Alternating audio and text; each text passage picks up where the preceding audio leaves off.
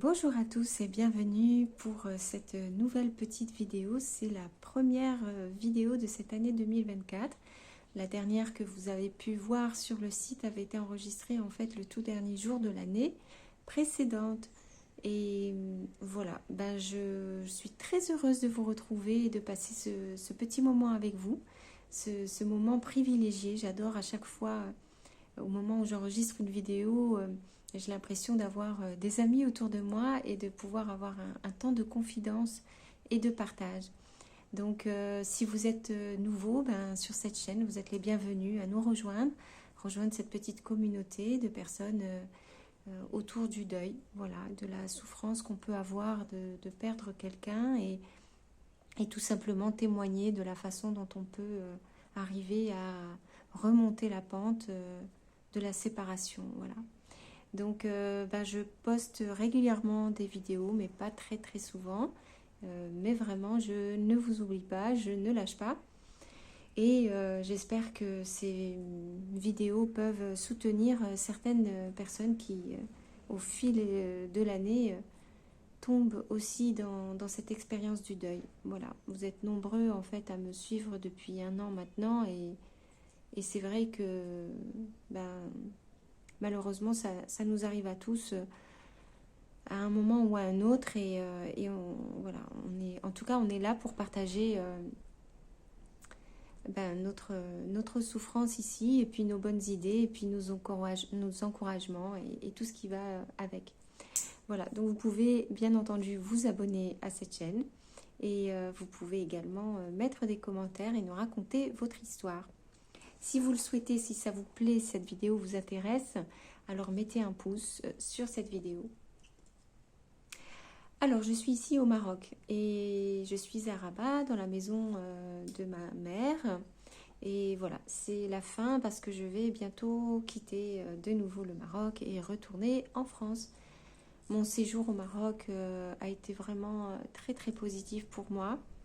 J'avais excessivement peur de ce retour au Maroc parce que, comme je l'expliquais dans les 2 dernières vidéos, c'était vraiment la perspective de revivre la mort de ma soeur jumelle en fait. Donc effectivement, si vous êtes nouveau sur cette chaîne, en fait, sachez que c'est de ma soeur jumelle dont je parle essentiellement, bien que j'ai perdu également mon père juste avant ma soeur jumelle. Et revenir ici au Maroc, c'était la première fois sans elle. Et voilà, ça me faisait excessivement peur et j'ai largement expliqué ça dans les autres vidéos, donc je ne vais pas revenir là-dessus. Mais je ne dis pas que j'ai eu un séjour facile d'un point de vue personnel et au niveau des émotions. J'ai vraiment... En fait, non, ça a été super difficile.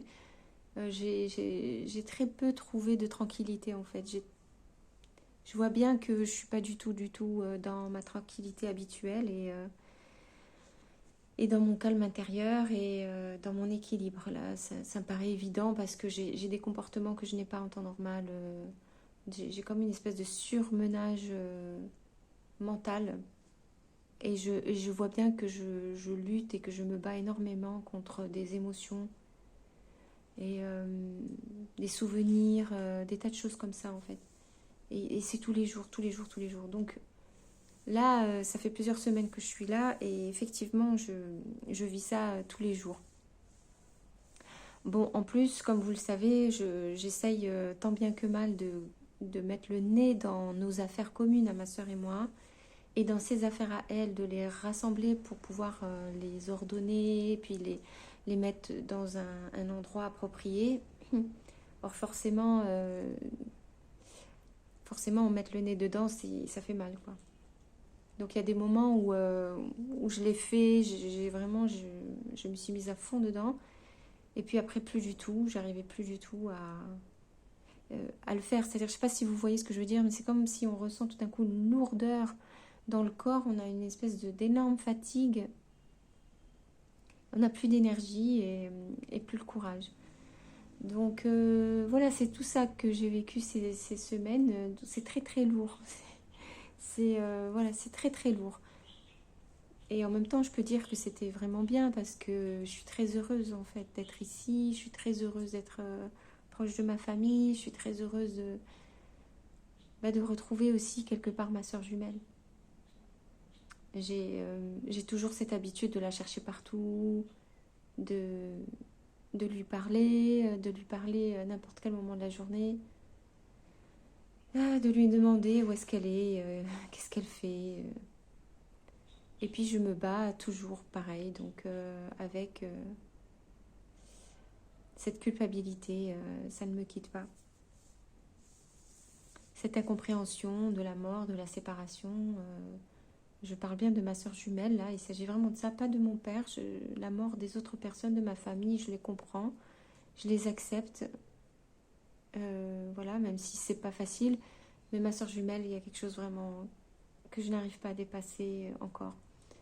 Et puis bon, j'ai beaucoup discuté à droite à gauche et ça m'a fait du bien aussi parce que les gens ici ont aussi une mentalité différente. C'est très intéressant pour moi de voir comment ils voient les choses, comment ils voient la vie, comment ils voient la mort, comment ils perçoivent ma situation, etc. Donc ça a été très intéressant pour moi et c'est vrai que, par exemple, une personne m'a dit à un moment donné, mais en fait, tu es totalement en burn-out mental, en fait. Tout ce que tu décris comme symptômes, euh, c'est évidemment très physique, mais là, toi, ça se manifeste très très fortement au niveau du mental. Et c'est vrai, je ne sais pas pourquoi j'y ai pas pensé cette année.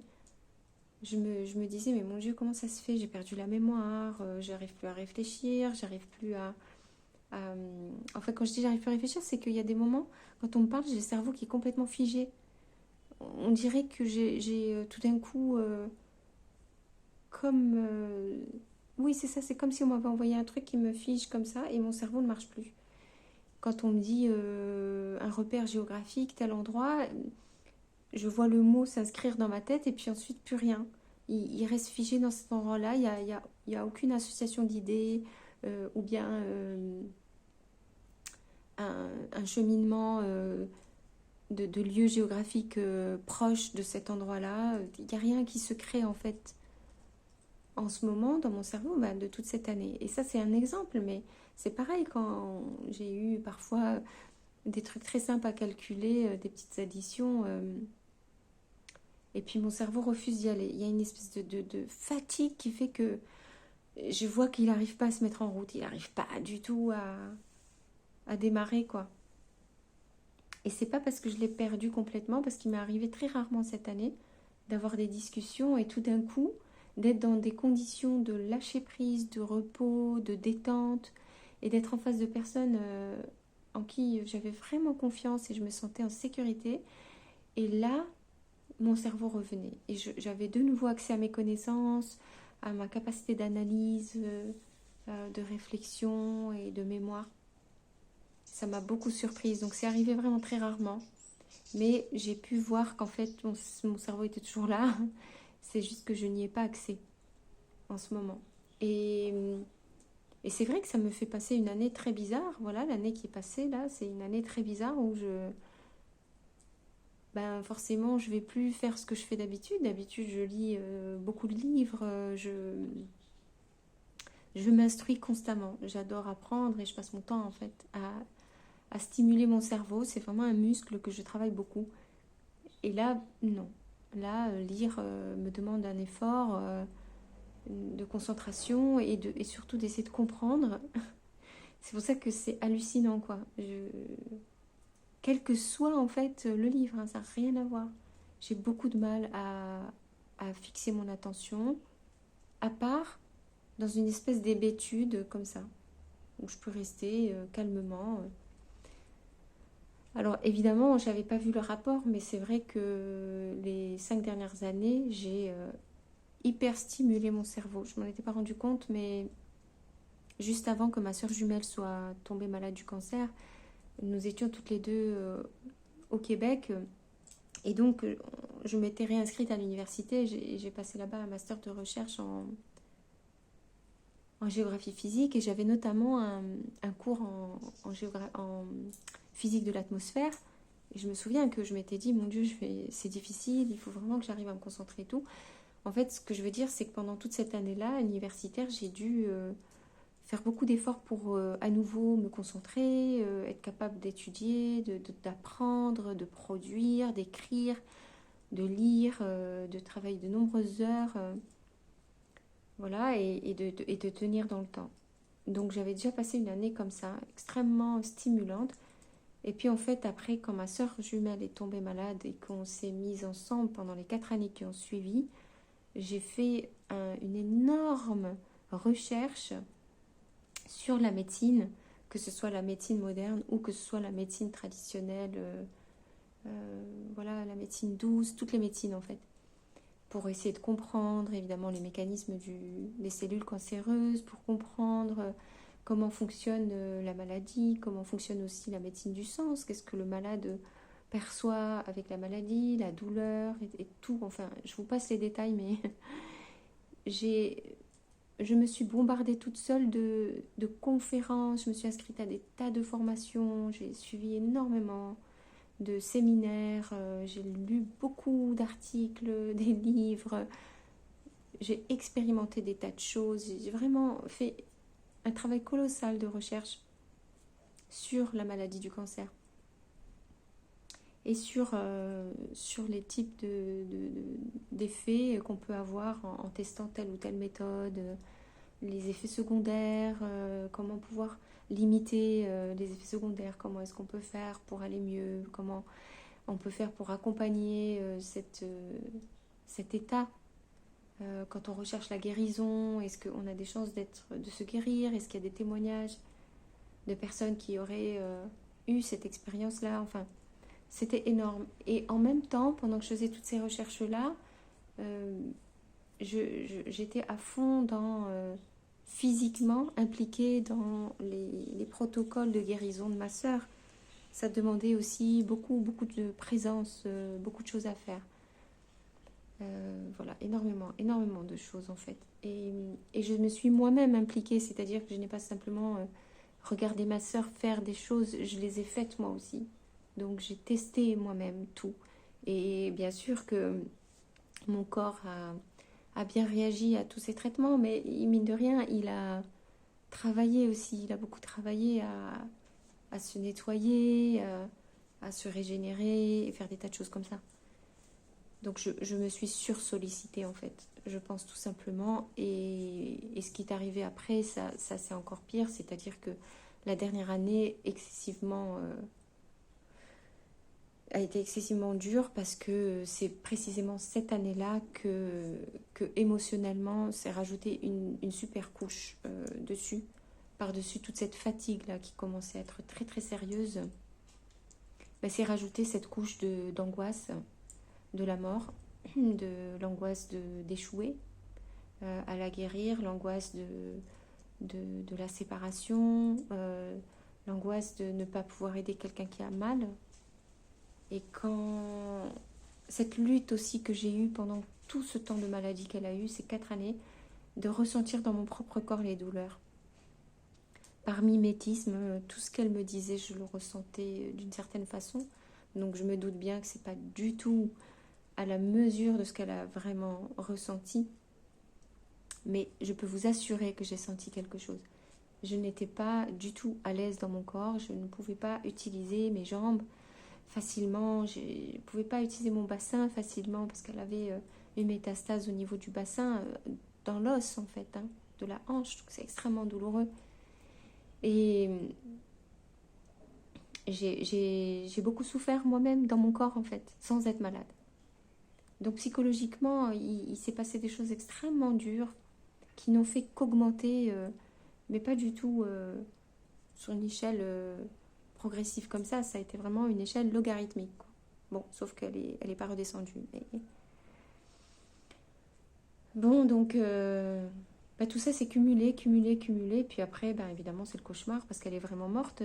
Et ça, c'est aussi quelque chose à laquelle j'étais pas préparée. Ma soeur et moi, on n'avait jamais parlé de la mort.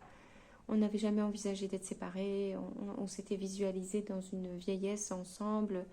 Et, Et comme j'étais tellement submergée par tout ce que j'avais à faire pour l'accompagner, et principalement la dernière année, parce que là, elle était complètement handicapée, j'ai pas eu la possibilité de prendre du recul, j'ai pas eu même la possibilité de me reposer, j'ai pas eu la possibilité de me poser tranquillement et me dire attends, mais qu'est-ce qui se passe là dans ma propre vie, de penser à moi 2 minutes et de me dire mais en fait on est en train de parler de quoi là, on est en train de qu'est-ce que je suis en train de vivre là. J'ai même pas eu le temps de prendre du recul en fait et de me dire mais en fait il s'agit de ma soeur jumelle là, elle est en train de dépérir devant moi et ce qui peut arriver c'est la séparation par la mort et avoir le temps de me poser puis même de me faire aider, d'avoir des gens pour m'aider par rapport à ça. Donc oui je l'ai fait en fait les derniers mois je suis allée voir un praticien qui fait de l'EMDR, je ne sais pas si vous connaissez, c'est une pratique qui est proche de l'hypnose, mais qui n'est pas de l'hypnose, mais qui travaille sur les traumatismes.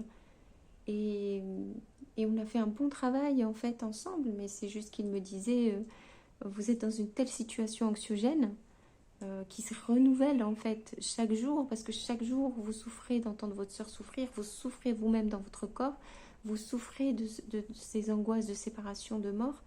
Et à chaque fois qu'on faisait un travail, ça me faisait du bien, mais j'étais tellement submergée par toute la réalité qui est extrêmement difficile à vivre que, que ça prenait pas en fait. L'effet extrêmement positif de cette technique était très limité. Il me l'a dit clairement, il m'a dit d'une façon ou d'une autre, que votre sœur guérisse ou qu'elle meure, on ne pourra vraiment faire un vrai travail que quand on sera de l'autre côté. Et je pense vraiment qu'il avait raison. Je pense que je suis tombée sur un bon praticien. Et voilà, donc j'ai essayé d'être accompagnée. Donc voilà, j'ai fait ce que j'ai pu. Mais la situation fait qu'il y a des moments où on ne peut rien faire. C'est juste... il y a tout le système intérieur qui commence à clignoter de danger, danger, danger. Et j'ai commencé à clignoter comme ça intérieurement jour et nuit. Et là, ça s'est plus jamais arrêté. Ça c'est jour et nuit, jour et nuit. Et en fait, depuis qu'elle est morte, j'ai ce système d'alarme qui s'est arrêté parce que effectivement, ben, le danger est arrivé, mais je suis figée. Donc mon cerveau, il a juste figé. Et mes émotions sont dans une espèce de mélasse. Voilà. Je suis toujours hébétée. Voilà. Je pense que au fond, j'ai l'impression parfois d'être comme un animal. Au fond, sincèrement, hein, je vous dis les choses, j'ai l'impression d'être comme un animal blessé qui se recroqueville sur lui-même et qui se met en boule dans un coin et qui se dit bon là c'est trop quoi, c'est trop, ça va trop loin, c'est trop difficile, j'ai trop mal, donc j'arrête quoi. J'arrête, je me pose juste là et puis je regarde le ciel, je regarde la pluie quand elle tombe, je regarde. Et en fait, ce qui me fait du bien, c'est ce qui m'a fait du bien cette année, c'est tout ce qui m'a rapproché des éléments de la nature quand j'étais à l'ashram et que de yoga et que je voyais les légumes pousser quand j'ai eu la chance de travailler en permaculture. Je regardais ça, ça me faisait du bien. Voilà, ça me demandait aucun effort intellectuel, ça me demandait pas d'utiliser mon cerveau et ça me demandait pas de connaissances en particulier. Et, voilà, ou bien je regardais voilà, le coucher du soleil, je me remplissais de cette énergie. Et puis même actuellement, c'est la même chose. Quand des fois, je regarde les animaux, quand je vois des chats, ici au Maroc, il y a énormément de chats, donc c'est vraiment super. Et je les vois, ils sont là en train de marcher sur le trottoir, dans la rue. Il y a des petits, il y a des grands. Et puis je les vois en train d'observer un truc et être complètement concentrés, ou alors d'autres qui sont en train de dormir. Je me nourris de toutes ces images-là qui m'apaisent, qui me font du bien et qui sont à j'allais dire, au niveau auquel je suis, c'est-à-dire un besoin d'aller très lentement, très doucement. Et voilà, donc c'est pour ça que je vous fais un peu ce bilan-là, parce que là, on démarre cette nouvelle année Et je repars sur les routes. J'ai toute une année devant moi, hein, toute cette année 2024. C'est vrai, je m'interroge, je me dis, qu'est-ce que donc je vais en faire de cette année 2024, cette année où ma sœur n'est pas là? Qu'est-ce que je vais en faire de cette année? Et puis surtout, maintenant, je commence à me rendre compte que si je suis réellement dans cet état de burn-out, et ça me semble assez vrai, comment est-ce que je fais pour remonter la pente? Parce que, en fait, ça explique aussi toutes les vidéos que j'ai faites depuis le début où je vous raconte à quel point je suis épuisée, à quel point je suis à bout, que je suis fatiguée, que j'ai du mal à gérer trop de choses en même temps, que j'ai du mal à m'adapter. Mais parce que voilà, c'est tout simplement, si on est en état de burn-out, on est en état d'épuisement profond. Et y a une limite à chacun, hein, à chaque être humain. Et je pense que je suis dedans, vraiment. Après, rencontrer des difficultés dans sa vie, rencontrer des moments difficiles ou des épreuves, c'est normal, hein. Donc ça, c'est tout ce qu'il y a de plus normal. Mais c'est là la fatigue, voilà, tout ce qui va autour de ça et qui fait qu'à chaque fois que j'envisage quelque chose, ben, faut vraiment que je prenne au fond de mes tripes pour me dire, allez, vas-y, quoi, fais-le et sors de cette espèce de léthargie dans laquelle tu es. En fait, c'est pas de la léthargie, hein. J'aime pas ce mot-là. Là, en tout cas, il n'est pas du tout approprié, mais moi, personnellement, je suis toujours aussi motivée, j'ai toujours envie de faire des choses, de continuer ma pratique du yoga, de continuer d'enseigner, j'ai toujours envie de partager. J'ai aussi envie de terminer mes formations en médecine naturelle, en naturopathie hygiéniste. J'ai vraiment envie de continuer. J'ai aussi... voilà, en fait, j'ai plein de choses, mais c'est juste que je suis très fatiguée. Et, euh, et toute l'adaptation dans laquelle je suis en permanence, en vivant dans les lieux dans lesquels j'ai vécu cette année, voilà, je me rends bien compte là maintenant que je serais retournée chez moi en Bretagne dans mon appartement si j'avais eu l'équilibre émotionnel suffisant et si j'étais plus entourée que ça, si j'avais vraiment tout un réseau, soit d'amis, soit de famille surtout là-bas. Je pense que c'est ça dont j'aurais besoin. Je pense que j'ai besoin de me poser dans un endroit où je ne suis pas tout le temps en train de m'adapter aux autres, où je ne suis pas tout le temps en train de donner de mon énergie, de mon temps, etc. aux autres. Même si bien évidemment je reçois énormément en retour. Mais que je puisse choisir en fait, choisir les moments où je peux me reposer tant que j'en ai besoin, parce que là je suis vraiment dans un état de lutte, hein, de lutte permanente. Donc je me connais, je sais que je suis quelqu'un d'actif, je sais que que j'aime travailler, que j'aime être dans l'action et que je reste jamais à rien faire.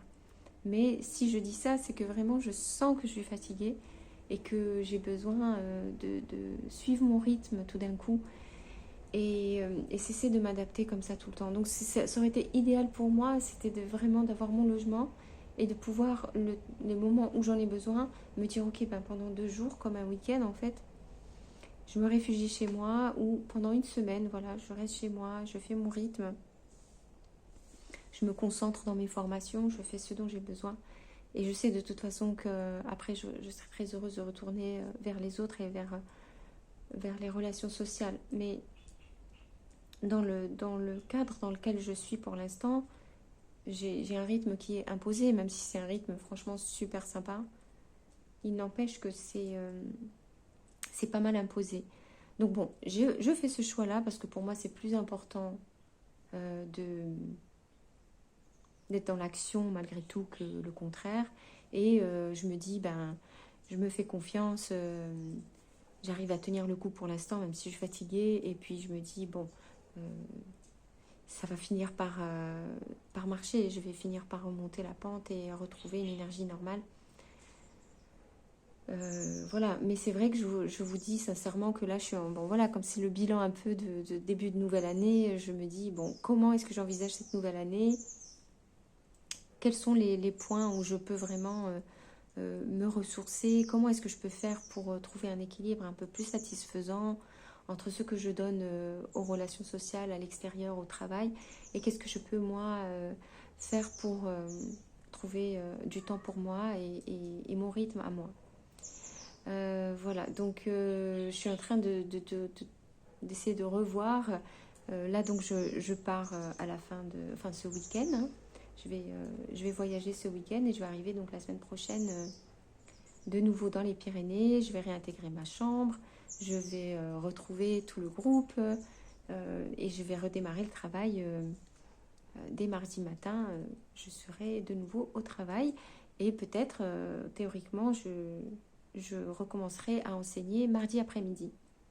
Donc je vais directement rentrer dans le vif du sujet tout de suite. Mais je me dis, voilà, le reste du temps, comment est-ce que je m'organise à présent pour être totalement disponible pour mon travail. C'est toutes les matinées jusqu'à 13 heures. Et puis ensuite, qu'est-ce que je fais du reste du temps, de ces après-midi-là. Bon, parfois, il y a des contraintes de groupe, hein, il y a des réunions au travail, etc. Mais le reste, en fait, voilà. Donc, je réfléchis à tout ça, à m'organiser pour essayer de prendre au sérieux cette histoire de burn-out, en fait. Voilà. Et la deuxième chose que je voudrais partager avec vous maintenant, c'est vrai que cette vidéo est extrêmement longue, mais mon objectif aussi, c'est de travailler sur cette idée de la culpabilité. Donc là, je pense que vous, ça doit vous parler aussi, si vous êtes dans ce deuil aussi douloureux. Est-ce que vous passez par là aussi, par cette culpabilité qu'on a, qui est dans les tripes? Ah, c'est terrible, parce que celle-là, elle me bouffe, vraiment. Elle est toxique, insidieuse, sournoise. Je connais cette thématique de la culpabilité. J'ai beaucoup travaillé dessus par le passé et j'ai réussi à m'en libérer pendant plusieurs années. Et à partir du moment où ma sœur est retombée malade, mais c'était même un peu avant, en fait, je suis retombée dedans par diverses choses qui se sont cumulées ensemble, qui ont fait que je suis retombée dans la toile de la culpabilité, la toile d'emprisonnement de la culpabilité. Donc vraiment, sincèrement, si vous avez cette expérience-là, si même vous vous sentez coupable, racontez-moi ça, parce que ça, c'est difficile. C'est difficile d'en parler, c'est difficile. Parce que chaque fois que vous voulez en parler, quelqu'un va vous dire « Mais tu n'as aucune raison de culpabilité. » Oui, mais je culpabilise, donc ça ne sert à rien de me tartiner la tête de « Tu n'as aucune raison, c'est pas de ta faute » et ainsi de suite. Ça ne fonctionne pas comme ça. Quand on est intimement convaincu qu'il y a quelque chose qui dépend de nous et qui a foiré ou je ne sais comment, voilà. Donc je sens en fait qu'il va falloir que je retourne à la case départ et que je recommence à essayer de voir comment sortir de cette émotion et de tout ce que ça génère derrière, cette histoire de culpabilité. Pourquoi je vous en parle aussi, c'est parce que ça détermine énormément mon attitude dans les relations que j'ai, les relations professionnelles, les relations sociales, amicales, familiales. Ça a énormément d'impact. Et je pense que cette année, j'ai vraiment eu beaucoup de mal à gérer certaines relations, au travail essentiellement, principalement à cause de ça, parce que je suis sur un mode de culpabilité où je me sens déjà à la base coupable, j'ai encore rien fait, mais je suis coupable. Il suffit que quelqu'un me dise « Ouais, mais là, tu vois, t'aurais peut-être pas dû faire comme ça, ou peut-être que t'aurais pu mieux faire. Qu'est-ce qu'en fait, toi, tu peux faire ?» Et je fais exprès de pointer avec mon doigt comme ça, c'est très agaçant. Mais à chaque fois, je suis là et je dis « Ouais, c'est vrai, oui, c'est vrai, peut-être que c'est moi, ça doit être sûrement moi, il faut que je regarde qu'est-ce que j'ai fait, peut-être qu'il faut que... » Et ça commence à rouler dans ma tête. Et ça, c'est simplement que je pars du postulat complètement, je suis imbibée dedans de « je suis coupable ». D'office, je suis coupable. Et ça, c'est pas possible. Parce que la moindre personne qui passe, qui est juste énervée, qui n'a même pas envie de vous embêter, mais elle va dire quelque chose comme ça, ben, ça prend des proportions. Et vous devenez soumis, vous devenez dépendant, vous excusez tout le temps, vous essayez de faire bien, vous cherchez le regard de l'autre, l'approbation. Enfin, ben, c'est une horreur. Voilà.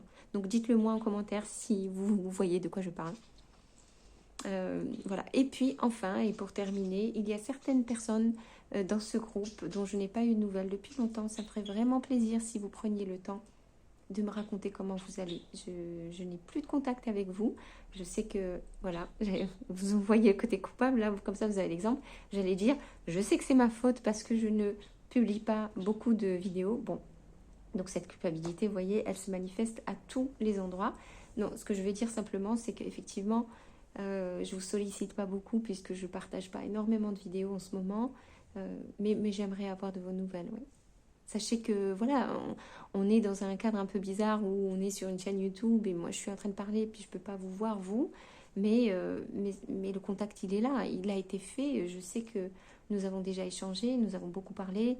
Vous m'avez raconté comment ça se passe pour vous, donc ça existe pour de vrai. C'est pas du tout passé et oublié, c'est vraiment là. Donc c'est l'ère moderne, voilà, on est dans des relations virtuelles et qui sont en même temps très réelles, très concrètes. Voilà, donc j'espère en attendant que ça va bien, que ça va même de mieux en mieux. Et je vous dis, écoutez, une prochaine vidéo, j'espère pouvoir vous donner de bonnes nouvelles de mon retour comme ça en France, dans les Pyrénées. Il y a beaucoup de choses que j'espère pouvoir mettre en place et pouvoir partager avec vous encore. Voilà. Vous avez des idées, si vous avez des commentaires sur ces histoires de burn-out, encore une fois, n'hésitez pas. Je vous laisse mettre des commentaires, mettre un pouce sur la vidéo, vous abonner si jamais vraiment vous voulez avoir la suite des aventures du deuil nomade. Et je vous dis à très vite, et je l'espère.